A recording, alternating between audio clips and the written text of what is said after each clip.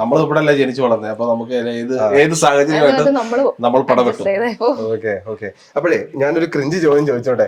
പൊതുവേ നമ്മൾ പുറത്തുനിന്ന് നാട്ടിലോട്ട് വരുന്ന എല്ലാവരോടും ചോദിക്കുന്ന ഒരു സാധനമാണ്, ഓക്കെ, നാട് മിസ് ചെയ്യുന്നുണ്ടോ അവിടെ നിൽക്കുമ്പോ?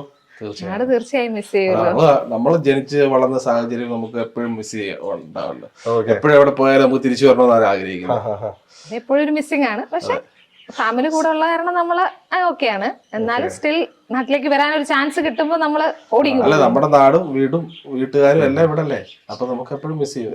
നമുക്ക് മാത്രമല്ല, ഇവിടുന്ന് പോയ ഓരോ പ്രവാസികൾക്കും മിസ് ചെയ്യുന്ന കാര്യം അതാണ്. എപ്പോഴും പ്രവാസികൾക്ക് അതൊരു പ്രത്യേക ഫീലിംഗ് ആണ്. അതെ അല്ലേ. ഇപ്പൊ നമ്മൾ പെട്ടെന്ന് അവിടെ നിന്ന് വീട് കാണുമ്പോഴേ പേരക്കുണ്ട്, മാവുണ്ട്, കുറെ കിളികളുണ്ട്, മീനുണ്ട്. നിങ്ങൾ ഈ പ്രകൃതിയും രമണീയൊക്കെയുമായിട്ട് ഇങ്ങനെ ഇണങ്ങി ജീവിക്കുന്ന ആൾക്കാരാണോ? പ്രകൃതിയായിട്ടും ഒക്കെയാണ്, രമണിയായിട്ട് എനിക്കറിയത്തില്ല. ഈ മീനും കിളിയൊക്കെ ശുങ്കുവിന്റെ ഇഷ്ടങ്ങളാണ്.